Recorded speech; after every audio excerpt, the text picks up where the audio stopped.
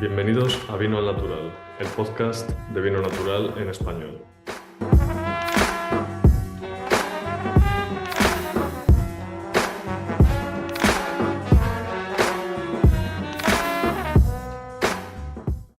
Hoy tenemos aquí a Fabio Bartolomei de Vino San Biz, que está aquí con su móvil en la bodega en un ambiente bastante utópico, así que me estás dando bastante envidia, aunque bueno, yo no me puedo quejar aquí en Canarias tampoco. Y nada, hace poco coincidimos en el evento Now en Gredos, que organizaron ahí en Chapinería Eduardo Muñoz, que entrevistamos hace poco en el podcast de Chapi Sí, Wines y alguna gente más por allí. sí. Estuvo también nuestro equipo de antropólogos por allí haciendo de las suyas y también estaba otro antropólogo allí trabajando. Así que bueno, hubo ahí una mezcla un poco de academia, distribución, restauración, que ya nos contará un De, poco Fabio, de todo hubo, sí. un poco de todo y fiesta, me Y imagino. fiesta también con DJs, sí, señor. Fue completo el evento. Todo en uno. Pero Sí, bueno, primero vamos a conocer un poco el proyecto de Fabio, que hace algunas cositas interesantes, entre ellas una especie de universidad del vino natural, que me parece un proyecto muy chulo. Pero antes de nada vamos a ver cómo alguien con nombre y apellido italiano, pero que no es Mm, italiano, acaba en Gredos haciendo sí. vino natural, porque esto me parece bastante curioso. Te cuento mi historia en un resumen de mi historia, ¿no? Entonces, em, pues yo soy genéticamente 100% italiano, por los dos padres y los cuatro abuelos que son del mismo pueblo, que se llama Barga, que está en la provincia de Lucca, en Toscana, solo que no es la Toscana típica, idílica, ¿no? De las películas, y del Chianti, el vino y tal, es un rincón de la Toscana más bien pobre, y entonces tiene una historial de inmigración de siglos, de siglos. Y de hecho, mi familia emigró. De parte de mi madre, mis abuelos emigraron ya en los años 20 y 30 del siglo pasado y se establecieron en Escocia. Y ahí es donde nací yo, porque mi madre se casó con mi padre, que eran del mismo pueblo, y se fueron a Escocia a trabajar primero en el restaurante del abuelo y luego en el suyo. Y yo nací allí, crecí allí y estudié allí, solo que siendo genéticamente italiano, se ve que no me gustó el clima, no me gustó la comida y no me gustó lo que tuve que estudiar. Entonces, pues volví a Italia, al pueblo, durante un añito y comprendí en primera mano por qué toda mi familia y demás familias emigraron, porque no había nada que hacer en el pueblo. Es muy bonito, pero no hay trabajo, no hay recursos para dar abasto a toda la población. Entonces me quedé ahí un añito y luego vine a España, siguiendo mi aventura, digamos. Y no empecé a hacer vino directamente, nada más llegar. Tuve un trabajo de profesor de inglés y de traductor que estaba muy bien, pero aburridísimo. Me aburría tremendamente. Entonces empecé a hacer vino como hobby, como pasatiempo, los fines de semana. Pero pasaban los meses y los años y hacía cada vez más vino y más y menos traducciones. Y llegó un momento que un tipping point, digamos, que tuve que decidir y me puse 100% a hacer vino. Monté la empresa, me busqué una bodega en condiciones que antes no tenía y de cosa, pues, haciendo cosa y hasta aquí he llegado, eh, más allá Y, de mis sueños. y una pregunta, Fabio, ¿tu cultura, digamos, padre italiano, madre italiana, etcétera, teníais Sí, tradición de beber vino incluso en Escocia o sí, no? Sí, porque en casa éramos italianos. Yo hablaba italiano. Incluso me cuentan que cuando fui al cole, a la primaria, no sabía hablar inglés porque hablábamos italiano en casa. Y todos los amigos, el entorno social era como un Little Italy, ¿no? Un pequeño nicho de, social de italianos en Escocia. Em, pero sí, siempre hemos tenido comida y vino. El vino ha estado en mi vida desde hace siempre. Y supongo por eso lo aprecio. Claro, porque a mí me resulta un poco curioso, tú llegas a Madrid, una región muy pequeña con 90% urbanizada prácticamente. ¿Cómo te metes en un viñedo, ¿no? ¿Cómo va Fabio desde Madrid ciudad a encontrar un viñedo? Pues fue, no sé, casualidad, porque yo estaba metido como consumidor en un proyecto de verdura ecológica que se llama Alba. Bajo el asfalto está la huerta. Y tenían huertas en esa zona del Tajuña, en Caravaña, en Morata, en esa zona. Y a través de ellos pregunté si conocían un señor que tenía viña y necesitaba ayuda. Y a través de ellos, pues enseguida, en un par de días, me pusieron en contacto con un señor y empecé a trabajar con él. Durante todo el año me enseñó a podar, me enseñó a hacer todo lo que hacía y como recompensa de mi trabajo, pues me dejó unos kilos de uva que hice vino el primer año. Hice unos 200 litros de Airen y así fue, así empecé. Pues si era Irene, entiendo que no era la misma zona donde estás ahora, en Gredos, ¿no? No, no, Era otra yo zona. empecé en la Valle del Tajuña, en varios pueblos que no tenía bodega estable, no tenía varios donde podía. He estado en Tielmes, he estado en Caravaña, he estado en Morata de Tajuña, en Ambite, en toda esa zona. Cada año iba cambiando y mejorando un poco el espacio, pero no tenía una bodega en condiciones, digamos. Pero ahí es donde empecé. Y luego un año, por casualidad, me encontré con otro productor de vino natural que se llama Daniel Ramos y juntos hemos buscado en la zona de Gredos, que él es de Gredos. Entonces, buscando por aquí, hemos encontrado una bodega en el Tiemblo hace 10 años ya que compartimos y ahí es donde estoy ahora. Llevo 10 años aquí en Gredos compartiendo una magnífica bodega que es la ex cooperativa del pueblo, del Tiemblo, que cerró, ¿no? En su día, hace 12 años cerró por bancarrota, ¿no? Porque no embotellaban, hacían vino de mesa a granel. Y con el cambio de los tiempos y mercados y tal, pues no supieron seguir. Y entonces tuvieron que cerrar y yo y Daniel Ramos lo tenemos alquilado y hacemos nuestros vinos aquí, en esta bodega. Curioso, porque debe ser una bodega con capacidad para miles de litros, ¿no? Y tendréis una No, esquinita. millones de litros.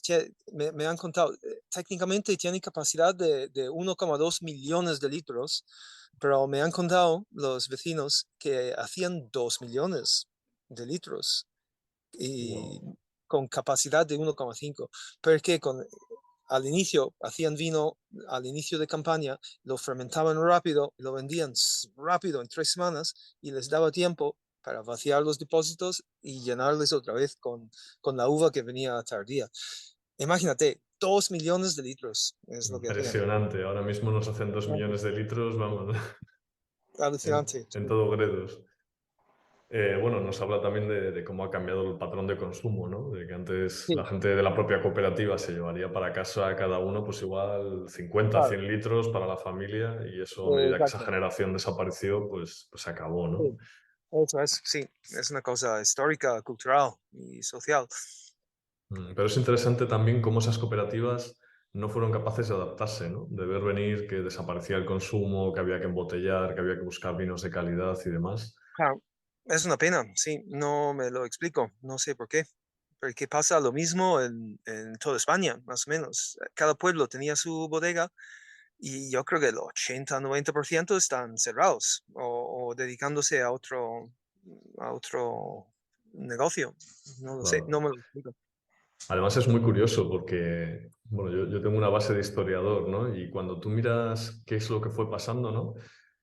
Sí, A partir de los años 60 se empezó a meter abono, pesticidas y demás, claro, variedades que producían más y más y más. O sea, que al final se sí, producía tanta cantidad es así, sí. y con esa mentalidad productivista lo que fueron es a quebrar todas las propias cooperativas, ¿no? Es una cosa que la ciencia económica de los economistas de Harvard no explica, ¿no? De por Sí, qué si cada vez se produce más y mejor, al final fue a quebrar todo ese sistema, ¿no? Y nunca nadie ha ido a pedir cuentas ni a explicaciones, ¿no? Y al final llegáis vosotros y hacéis pequeñas sí. producciones que me imagino que además habría gente en su momento que se reiría de vosotros, ¿no? Lo típico de, estos Sí, hippies y siguen, tal. siguen haciéndolo, sí, sí.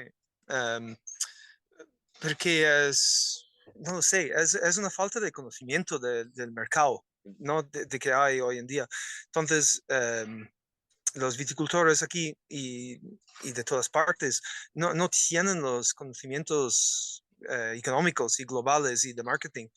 Y lo único que saben hacer es producir mucha uva. Entonces, están perjudicados porque no pueden dar salida a su uva. Entonces hoy en día necesitas más conocimientos, no solo a producir uva, pero tienes que transformar, tienes que añadir valor que los pobres viticultores ni siquiera saben ese concepto. ¿Qué es añadir valor? ¿Por qué hay que transformar? Porque la uva en sí sola es una cosa perecedera y la tienes que vender a quien te la compra. Mientras que el vino puedes buscarte un cliente que aprecia lo que haces y le puedes añadir valor. Y eso es una cosa que creo que tenemos, yo tengo esos conocimientos y mis colegas productores de vino natural en España y en Francia, en Italia, etcétera, pues también lo tienen. Pero no funciona a nivel de millones de litros. Tiene que ser una cosa más o menos artesanal, ¿no? Puedes mecanizar hasta cierto punto, pero no puedes hacer 2 millones de litros de vino natural. Tienes que elegir tu nicho de mercado, es mi opinión. Ujú. ¿Qué fue lo que te llevó a ti a producir vino natural? Es decir, ¿dónde aprendiste tú a hacer vino? ¿Cómo aprendiste a hacer vino? Soy, ¿Hiciste antes vino no natural o te no, tiraste de no, cabeza?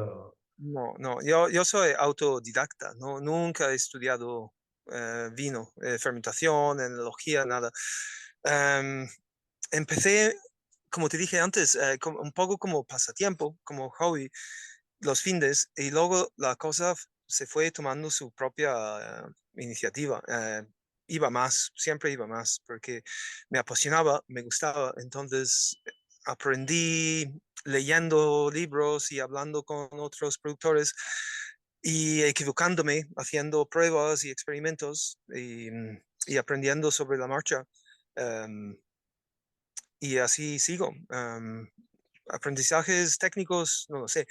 Y vino natural siempre ha sido porque no se cuando hacía mis primeros 200 litros, ni se me ocurría añadir cosas, ¿sabes?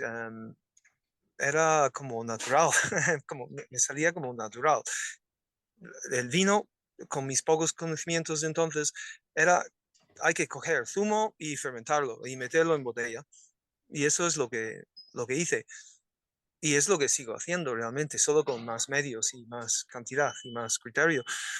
Pero ni se me ocurrió añadir productos, sulfitos o ácidos o bacterias o todas las cosas que se añaden, pues ni se me había ocurrido, ni se me ocurre, ni ahora no soy capaz de hacerlo porque hay que ser químico y matemático para calcular las cantidades y tal.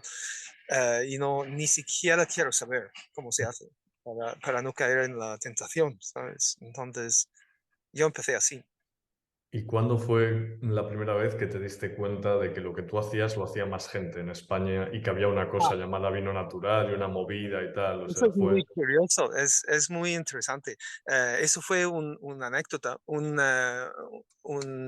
momento específico que un día recibí una llamada, me llamó un señor americano que hablaba así con más acento que yo, pero español, y quería venir a visitarme, a probar mis vinos, porque tenía un pequeño blog tipo diario donde ponía lo que hacía y dejaba de hacer. Y pues efectivamente vino ese señor. Yo pensaba que era un turista que estaba haciendo enoturismo. Entonces le llevé a la viña, le llevé a la bodega, entre comillas, la bodega que era, daba un poquito de asco realmente, ahora si lo piensas, pero tenía su gracia. Entonces cató el vino y le dijo, wow, qué bueno, ¿cuánto vino tienes de esto? ¿Cuánto te queda? Y tenía como 500 litros que me quedaba. Y dijo, pues vale, te lo compro. Y me quedé a cuadras, pero ¿cómo que me lo compras? ¿Todo?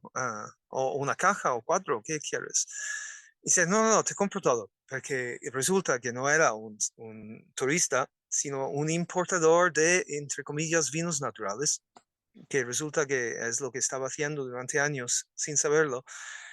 Y así se me encendió la bombilla de los vinos naturales. Este señor, que es un importador conocido de Estados Unidos, me compró todo el vino que hacía durante varios años y yo aumentaba la producción, hacía más, en vez de solo hacer un blanco, pues hacía un tinto también. Empecé gracias a ese señor, pues empecé a, a crecer y a buscar mi camino en el mundillo del vino natural. ¿Y cómo fue Y, tu percurso ahí? ¿Cogiste una viña desde el inicio comprada o has ido comprando uva y después trabajando las viñas o diciéndole a la gente, oye, pues cambia el sistema de producción? Porque un poco Dani Ramos, ya lo entrevistamos, nos contó un poco la historia de Gredos, los suelos, los terroirs. Así que sí, para el que quiera saber más de Gredos, pues bueno, le podemos llevar esa entrevista. Pero para ti, cómo ha sido tu evolución y qué es lo que has visto específico de Gredos que te parece atractivo a nivel de hacer vino? em, pues mi trayectoria en cuanto a viñedos, yo tengo un modelo mixto, digamos. Yo tengo varias viñas, parcelas en alquiler. Eso quiere decir que al propietario le pago un alquiler al año y me lo trabajo yo, la viña. Yo me preocupo de podar, de la estiércol, de la valla, de todas las labores que hay que hacer durante el año y la uva es para mí. Y luego otro modelo es que compro la uva directamente al propietario con la condición que no use pesticidas y herbicidas y posiblemente que no are. Entonces, la línea roja para mí son los químicos, pesticidas y herbicidas y todo tipo de química. Y si me respeta esa línea roja, pues yo le compro la uva. Y luego lo de arar o no, pues a mí no, me gusta no arar, hacer no tilling system, pero respeto también al señor. Si él no quiere no arar, pues no insisto. Le pido por favor que no lo haga, pero si quiere y lo hace, pues no es una línea roja, ¿no? Es una línea amarilla, digamos. Entonces, lo respeto. Y, y por último, el año pasado, pues compré en propiedad una pequeñísima viña para mí, que es la primera vez en 20 años que soy propietario de una viña y me hace mucha ilusión, pero es una pequeña parcelita que tengo. Y eso, sistema mixto.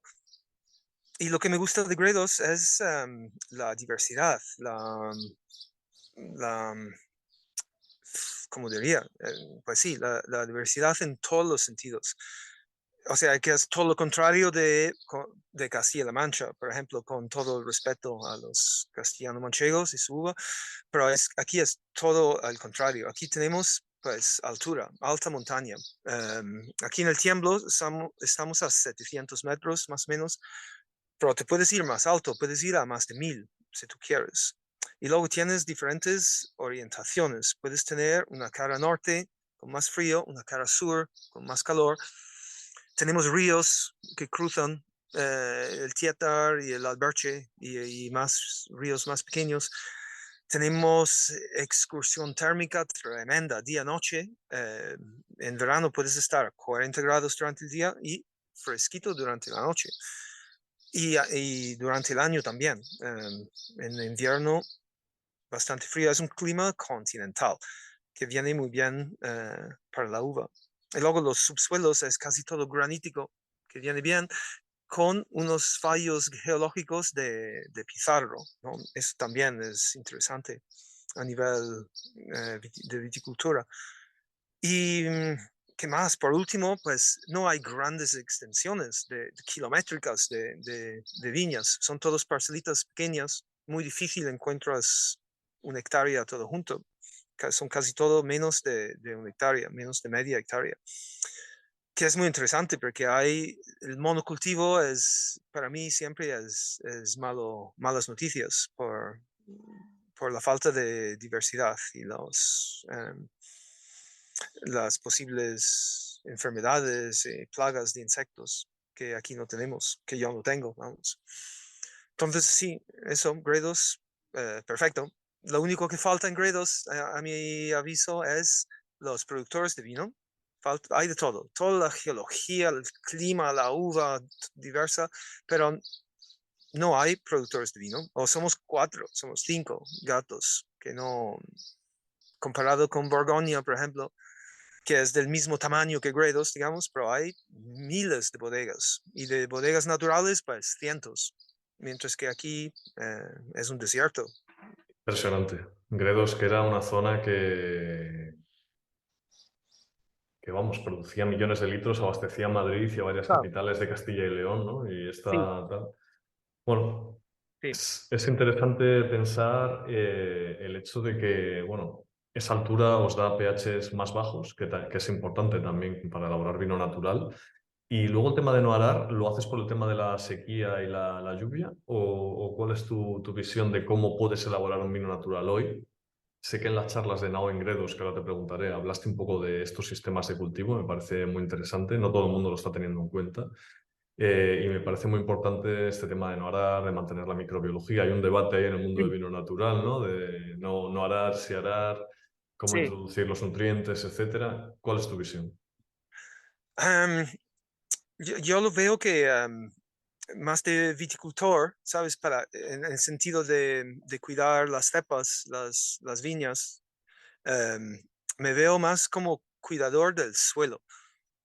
Entonces, yo veo que si yo proporciono un suelo limpio y nutritivo y libre de pesticidas, libre de químicos, natural, como está, fértil, con toda la microvida, bacterias, toda la microvida que tiene que tener, pues la planta, la vid, sabe exactamente lo que tiene que extraer, mucho mejor que los seres humanos, ¿sabes? Sabe exactamente cuánto de cada nutriente tiene que coger para producir un fruto, una fruta eh, equilibrada y expresiva del terroir, porque el terroir lo tiene que expresar el sitio, ¿no? En parte lo tiene que expresar la planta, no el ser humano que la cuida.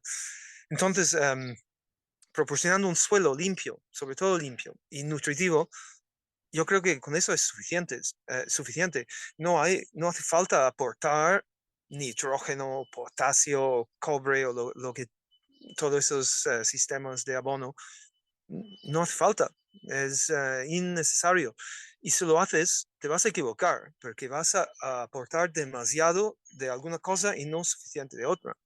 Si tú te limitas a proporcionar un suelo limpio y natural, con todo lo que tiene que tener, con la vida microbiana, la vida de insectos, de pajaritos, de lagartijos y las cosas invisibles, todas las especies invisibles, microscópicas, quiero decir, pues con eso es más que suficiente para que las cepas produzcan para que produzcan una uva que es equilibrada y sana y expresiva del terroir. como tiene que ser en cada zona. Y eso es mi visión. Estoy más bien un ganadero de billones de bacterias que un viticultor de cientos de vides. Claro. Y a nivel de abonos, ¿qué usas? Un poco el tema tradicional de gredos ahí con estiércol de vaca de la zona o... Sí, procuro buscar, es un problema, porque procuro buscar estiércol de los animales de aquí, de la zona. Principalmente a los que conozco, las vacas que sé que están al aire libre y que van pastando durante todo el año y que comen o ninguno o poco pienso, ¿no? Pero eso es imposible, algo de piensos tienen que comer, pero por lo menos me procuro de comprar estiércol de las vacas que sé que están al aire libre y que no están estabulados durante todo el año. Es un problema porque si comen piensos, contienen cosas que contienen el pienso, ¿no? Algo le quedará en el estiércol. Y entonces es hacer lo mejor que uno puede, que es eso, procurar que sean vacas semilibres y que no estén estabulados todo el año. Sí, claro, además la formación del estiércol y los microorganismos del estiércol se basan en la fermentación de la celulosa del vegetal. Las vacas Sí, no están preparadas para comer cereales y no los fermentan directamente o los claro. cagan o los metabolizan mal. Y Pero bueno, luego eso es... cuando llevo el estiércol a la viña, no lo pongo directamente a las cepas, le ponemos en montones y se queda ahí fermentando y haciéndose durante un año o dos. Y luego cuando está descompuesto y le metemos paja también para que se vaya diluyendo un poco. Y cuando está hecho en un año o dos, que parece tierra, ya no huele a estiércol, parece tierra. Parece. Y cuando está hecho, pues eso lo ponemos alrededor de las cepas a su tiempo. Y sobre la elaboración, Fabio, sé que tú no te complicas nada la vida y sé que tienes mucho cariño a los Orange y ancestrales y demás. ¿Qué es ahora mismo qué número de botellas estás haciendo? ¿Qué tipo de vinos estás haciendo? ¿En qué situación estás? Pues estoy haciendo un poco de todo, ¿no? Estoy haciendo blancos, orange, tintos y rosados, ¿no? Que son los cuatro cardinales. Y los espumosos también, estoy haciendo espumosos.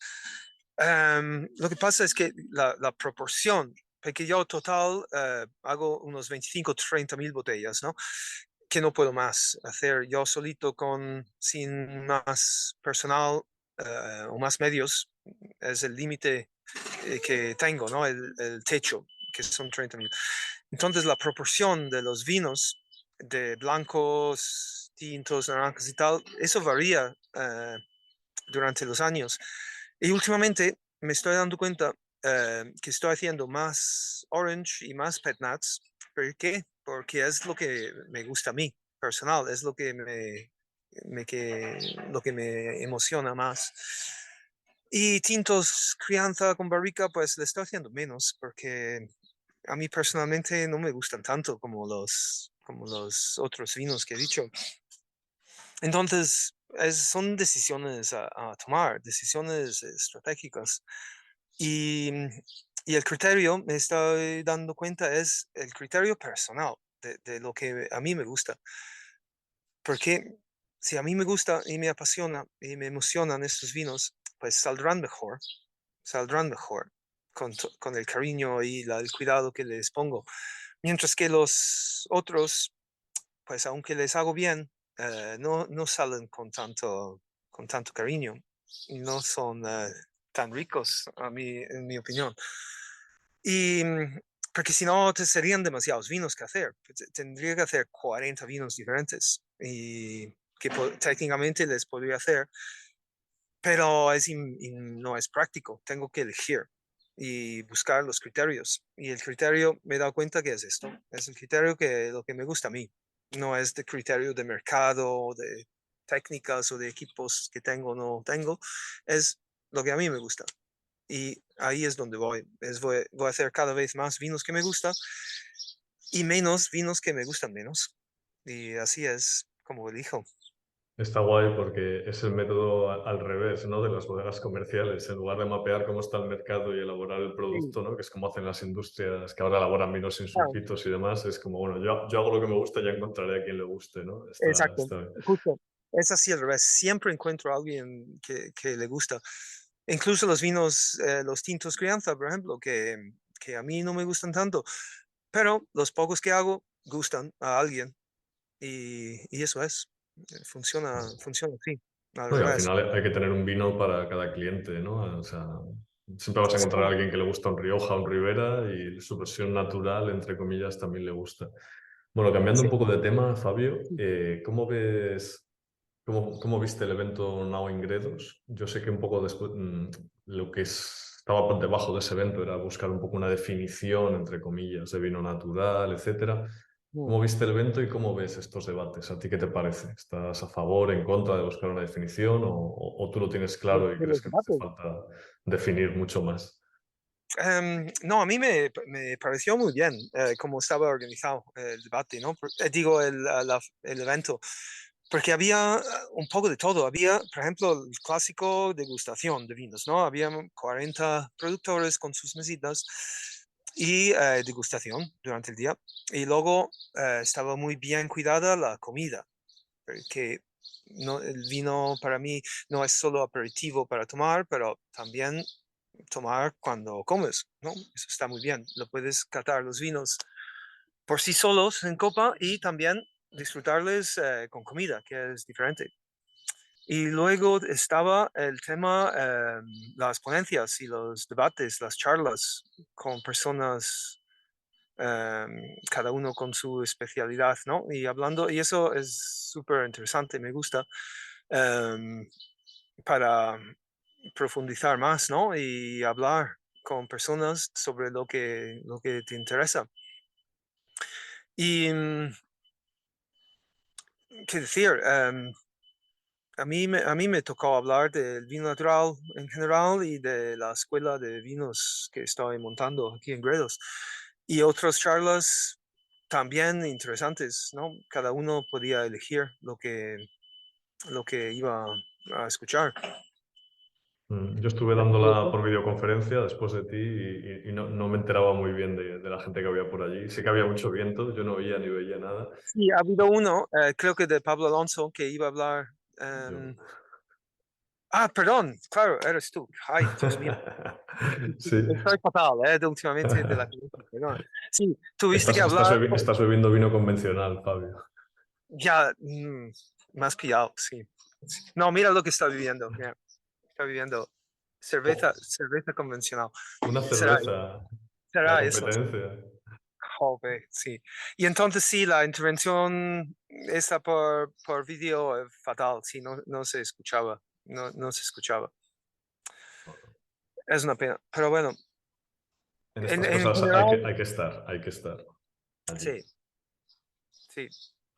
Y, perdón, he perdido el hilo No, de... no, te iba a preguntar eso, que como resultado de eso, si te pareció, creo por lo que me dijo Eduardo, al final tampoco se habló mucho de definir un nada del vino natural y demás, pero en tu opinión, ¿cómo lo ves? Mm, ¿Crees que es importante definir algo? Porque ahora mismo hay un rollo con lo de la mínima intervención, ¿no?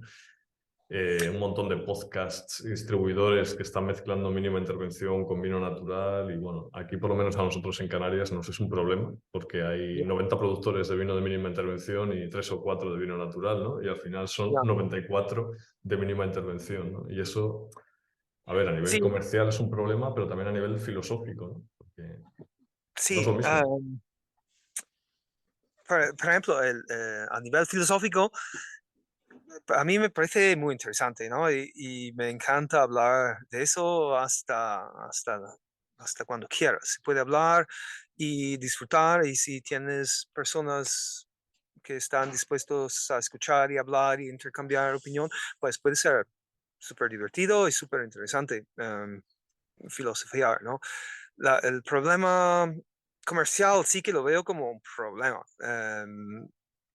Y es, para mí sería bueno tener una definición legal del vino natural, aunque no me va a gustar, y lo estoy viendo, que no va a gustar, ¿no? Porque sea, hay tantos actores interesados en imponer su definición que no puede nunca estar a gusto de todos. Pero yo creo que cualquier definición va a ser mejor que ahora, que no tenemos definición. Entonces, están entrando en muchas bodegas industriales químicas, están empezando a hacer una línea de vinos naturales, entre comillas, y están vendiendo su vino comercial como vino natural, porque no hay ley que lo impida.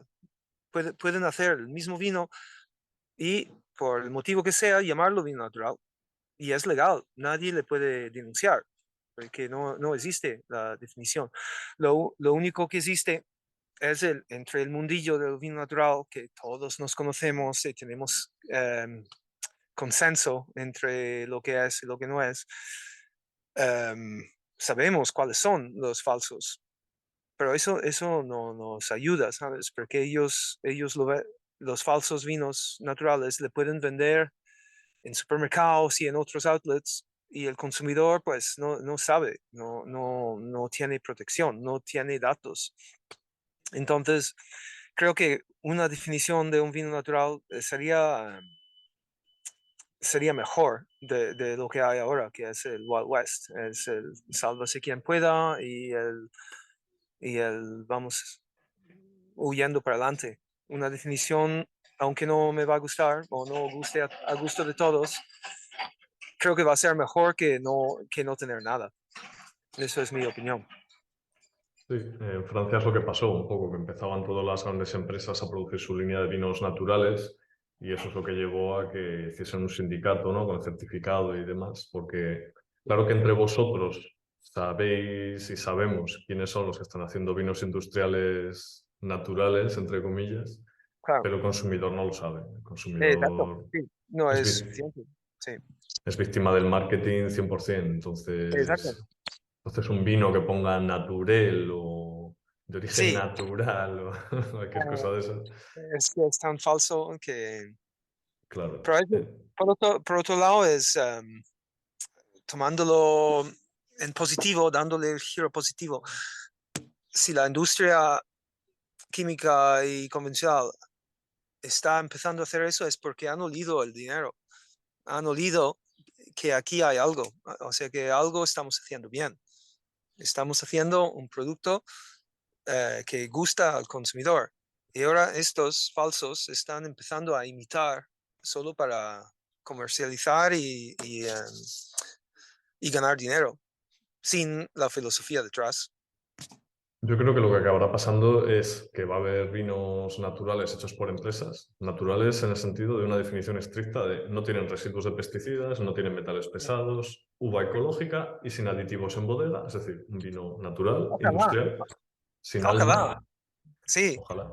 Y luego va a ojalá. haber, Eso pues, el vino de Fabio. El vino de y, Fabio, y, como... y 300 colegas más, por supuesto, Claro, que sabemos quiénes son nosotros, pero ojalá haya una definición, aunque no va a gustar a todos. claro. Es el resumen mío. Y Fabio, por ir terminando un poco, ¿qué es lo que bebes? ¿Y cómo lo bebes y cuándo lo bebes? Aparte de beber cerveza en los podcasts, el vino que lo bebes, con las comidas, en la bodega, a todas horas, ¿cómo es No, tú? me gusta beberlo con la comida. La cena me da igual. Si es una cena especial, pues sí. Pero si es una cena de todos los días, pues no. Em, y suelo beber vinos míos o vinos naturales que hemos hecho un intercambio, ¿no? Que tengo por aquí en casa o en la bodega de otros colegas naturales que nos hemos intercambiado los vinos y les tengo aquí a mano. Y, y poco más, realmente. Eso es el día a día. Um, y nada, sí, eso es. No suelo beber vinos convencionales. aparte cuando toca hacerlo, ¿no? Si estoy con amigos que no son del vino, pues, o sea, con gente normal, ¿no? No gente del gremio, y estamos en un bar o en un restaurante, pues para no hacer ¿cómo se dice? El precioso, El super especial, el especialito, el raro. especialito que no bebe vino que no sea natural, pues no, me toca tragar con los vinos convencionales. Y ya está, ¿sabes? Pero puedo sobrevivir, no pasa nada. Genial. Ya. Pues nada, Fabio, espero que nos veamos pronto, aunque Vale, querido. nos faltó por comentar un poco el tema de la escuela, Ah, porque sí, sé que me habías contado alguna cosa, sí. pero cuéntale un poco al público de qué va esta escuela, por ver si hay gente que está interesado en ir contigo. Vale, sí, es que no hay mucha publicidad. No hemos hecho publicidad en los medios, para no vernos desbordados, porque tenemos ya bastante estudiantes que van a empezar con la vendimia y la vinificación. Pero hago marcha atrás. Em, de hecho, llevo un año o dos de facto, de hecho, siendo profesor y ayudando a estudiantes a hacer vino aquí en el Tiemblo. Entonces son personas jóvenes que han querido empezar a hacer vino y le estaba echando la mano, tanto con equipos de espacio como conocimientos, ¿no? Y contestando sus preguntas. Y surgió que eso se podría hacer de forma más estructurada.